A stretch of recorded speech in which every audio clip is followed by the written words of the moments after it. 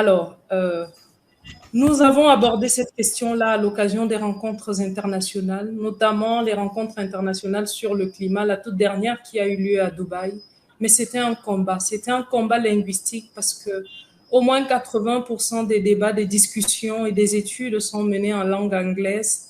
C'est un combat parce qu'il y a de grandes communautés francophones qui croupissent, n'est-ce pas, sous les impacts de ce changement climatique-là sans pouvoir s'exprimer. Et lorsqu'elles s'expriment sans pouvoir se faire comprendre, et lorsqu'elles se font comprendre sans pouvoir bénéficier de toutes les opportunités financières qui découlent du malaise qu'elles subissent en raison de ce réchauffement climatique dont elles ne sont pas à l'origine. Nous tentons donc d'établir le lien entre migration, environnement et changement climatique pour dire qu'en contexte de crise sociopolitique, il est nécessaire d'inverser le paradigme d'appréciation du lien, inverser le paradigme d'appréciation de ce lien entre migration et changement climatique. Donc, la lecture ne sera plus celle qui consiste à percevoir les mobilités, les déplacements comme la résultante des effets de changement climatique, mais plutôt de montrer en quoi les migrations sont un moteur de dégradation environnementale et donc de changement climatique versus conséquences du changement climatique. Et une fois que cela est établi, il y a donc un impératif de gestion des migrations qui se veut inclusive et durable pour atténuer ces moteurs environnementaux de la dégradation.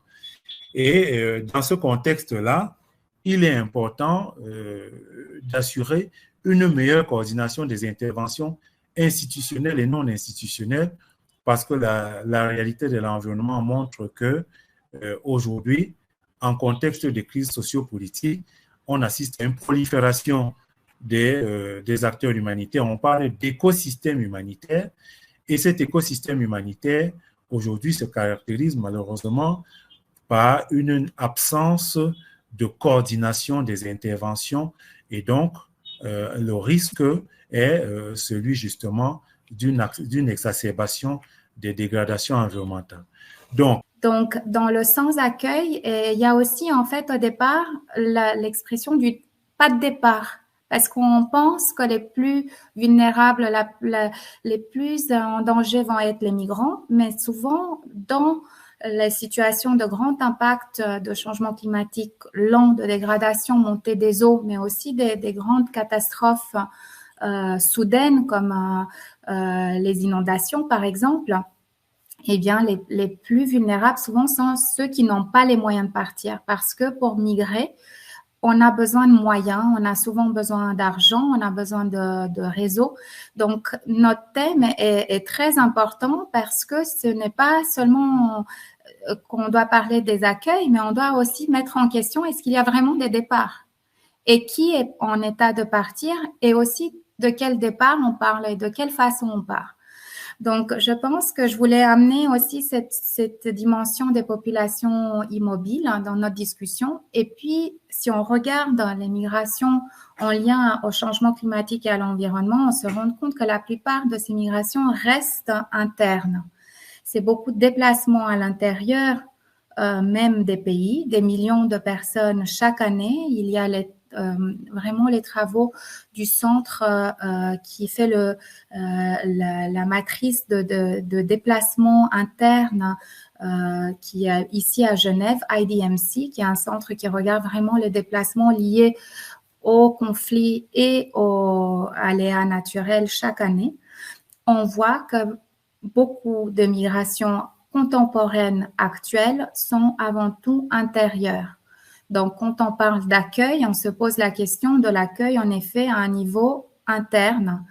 Et on a une vision vraiment des déplacements forcés, mais énormément de la migration environnementale est intérieure, interne au pays, et pas nécessairement contrainte ou forcée en tant que telle.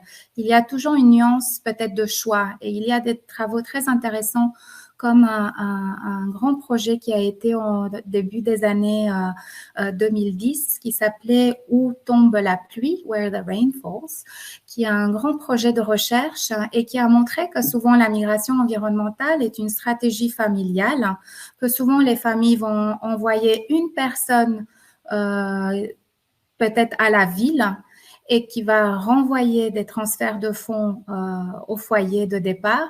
Donc, ce n'est pas non plus cette vision nécessairement de déplacement soudain. C'est souvent lié aussi à une dégradation très lente et à la perception qu'on a de la dégradation de l'environnement. Donc, cette question de la migration climatique a beaucoup évolué au cours des 2 dernières décennies. Et moi, j'ai créé comme ça une explication en 6 étapes qui explique un peu la progression qu'on a connue sur ce thème qui nous amène aujourd'hui dans ce rendez-vous, dans ce grand rendez-vous francophone que nous avons là. Alors, la première étape, je l'appelle celle de l'absence. C'est la plus simple. On n'en parle pas, c'est invisible. Pourtant, les gens migrent pour des raisons environnementales depuis la préhistoire. Mais on n'en parlait pas. C'était caché dans la migration, surtout du travail, dans les questions démographiques, dans les questions de l'emploi. On n'en parlait pas. Puis, au début des années 2000, il y a des études des années 90 déjà qui encourageaient déjà cette réflexion à isoler les facteurs environnementaux. Moi, j'ai trouvé la première étude de l'OIM datant de 1992. Sur ce thème. Et puis déjà en 1990-91, le panel intergouvernemental sur le changement climatique avait déjà sonné une sonnette d'alarme que le changement climatique allait potentiellement avoir un impact très important de migration forcée. Mais il s'était mis avec plein de petits guillemets, peut-être, potentiellement. Et cela a énormément évolué. Donc après cette phase d'absence, on a eu vraiment une phase d'attention. Où vous avez par exemple l'initiative Nansen qui s'est penchée sur les questions de protection des personnes qui vont traverser une frontière et qui sont parties à cause de catastrophes liées à des aléas naturels et qui peu à peu s'est ouverte aux questions du changement climatique. Donc il y a eu une grande attention qui a été amenée dans les discussions sur le climat au niveau des négociations internationales, des conférences du climat, des COP. Mais il y a eu 16 COP sans aucune mention de la migration. Mais une communauté qui peu à peu s'est formée, qui s'est construite pour pousser, venant aussi bien du côté de la mobilité humaine que du côté de l'environnement. Et puis, en accord de Cancun, la migration a été intégrée en 2010 pour la première fois dans l'espace de l'adaptation. Pour moi, commence une troisième phase que j'appelle celle de l'ancrage, où il y a une grande poussée pour que les questions migratoires soient incluses dans les textes négociés. Et cela a amené à l'accord de Paris de 2015, qui dans le préambule reconnaît les droits des migrants et qui a une décision sur le déplacement. La quatrième phase, je l'appelle celle de l'articulation, c'est-à-dire on quitte un peu l'espace uniquement des négociations du climat, puisque c'est là où les États parlent entre eux, pour se pencher aussi sur l'autre côté de notre monnaie, c'est-à-dire d'un côté on a le climat, de l'autre côté on a la migration. Et c'est enfin dans les années 2015 à 2016, 2017, 2018 qu'on a une ouverture de la communauté sur la migration qui intègre le climat pour la première fois. Et on a les deux grands pactes sur les migrations et les réfugiés qui parlent du changement climatique et de l'environnement en 2018. Ensuite, c'est ce que j'appelle la phase de l'avancement, où ce thème de la migration climatique entre dans énormément d'autres agendas internationaux, celui des déplacements, celui des droits de l'homme, celui de la santé, celui du genre, celui de l'environnement, de la gestion des terres, de la lutte contre la désertification, des jeunes, de l'eau, de la sécurité alimentaire, de l'humanitaire. On peut vous regarder partout. Le développement soutenable, il y a de la migration environnementale partout. Et puis, alors, en grande optimiste, je considère que nous sommes maintenant, après la dernière conférence du climat, où il y a la migration qui est rentrée vraiment dans le travail et dans les objectifs du fonds sur les pertes et dommages, et le déplacement est intégré dans ce thème. J'appelle cette nouvelle phase celle de l'ambition. L'été dernier, le Canada a beaucoup brûlé. Vous avez sûrement vu aux informations. Et moi, je voudrais faire un focus sur les feux de forêt de l'été dernier, surtout parce que c'était la première fois au Canada que toute la population d'une capitale d'un territoire ou d'une province étaient évacués. Donc en fait, on a eu les premiers feux en mai 2023. Ça a commencé déjà au printemps dans une communauté qui s'appelle Fort Smith et ça annonçait vraiment la couleur de notre été. Moi, en tant que CFA, communauté francophone accueillante, je travaille au sein d'un centre interculturel qui a pour but d'aider à l'accueil et l'établissement des nouveaux arrivants. On a un centre bilingue, donc on a des francophones et des anglophones. Et on se demande vraiment, c'est ça, comment être une ville accueillante, comment être un territoire accueillant, maintenir des services auprès de notre public, les nouveaux arrivants, quand dans plus de 60% de la population du territoire a été évacuée. C'est un peu notre grande question. Et donc là, je vais vous parler un peu des défis de l'évacuation qu'on a eu l'été dernier. Dans un premier temps, de maintenir le contact autant que possible avec les nouveaux arrivants sans les harceler de messages, montrer qu'on est disponible. Ensuite, ce qui peut être intéressant à faire, c'est de partager les sources fiables. Comme je disais avant, il y en avait partout, sur les réseaux sociaux, les groupes Facebook, dans les médias, il y avait le bouche à oreille, il y avait beaucoup de rumeurs. On va évacuer, on va pas évacuer. Ça va durer 3 jours, ça va durer 3 mois. Bref, ça allait dans tous les sens.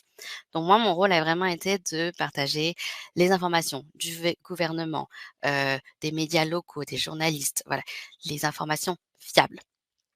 Également de partager des ressources. Pour beaucoup de personnes, ça leur était jamais arrivé. Donc comment faire une trousse d'urgence? Quels sont les papiers importants à emmener? Ensuite, une fois qu'on a évacué, où se trouvent les centres d'évacuation dans les autres villes? Quels sont les contacts des associations francophones? Puisqu'il y a quand même eu une certaine solidarité. Je vais en reparler un peu par la suite. Également, une fois que là, ça faisait 1 semaine, 2 semaines qu'on était évacués, partager les activités communautaires, les informations concernant les aides disponibles. Évacuer, ça a quand même un coût. Voilà, partir de sa ville, partir de chez soi, ça engage de nombreux coûts économiques. Donc voilà, quelles sont les aides disponibles et auxquelles on est éligible, parce que tous les nouveaux arrivants ne sont pas éligibles à toutes les aides. Voilà, il y a pas mal de questions là-dessus aussi. S'allier avec les autres organismes communautaires qui servent les nouveaux arrivants. Surtout, vraiment, moi, je voulais vous dire le conseil numéro 1, si ça vous arrive, si vous allez évacuer, si vous arrive une catastrophe climatique, se mettre en sécurité soi-même en premier. C'est important, quand même. Comment on peut aider les autres si nous-mêmes, on est comme pas vraiment sûr? Et évidemment, autre conseil, prendre soin de sa santé mentale, se dire qu'il y a des choses qu'on ne contrôle pas et il va y avoir un certain nombre d'incertitudes. De dire on peut pas répondre aux questions de tout le monde. Parfois, on n'a juste pas les réponses. Et c'est comme ça. Il y a ces personnes qui arrivent chez nous, qui arrivent dans nos pays, qui ont vécu qui ont dû quitter pour des raisons associées au climat, à la dégradation de l'environnement. Ces personnes arrivent avec des compétences, des expériences, des connaissances. Et dans quelle mesure sommes-nous capables de les voir autrement qu'un réfugié vulnérable ou je ne sais quoi, mais comme quelqu'un qui a un vécu qui peut nous aider à faire face à ce changement.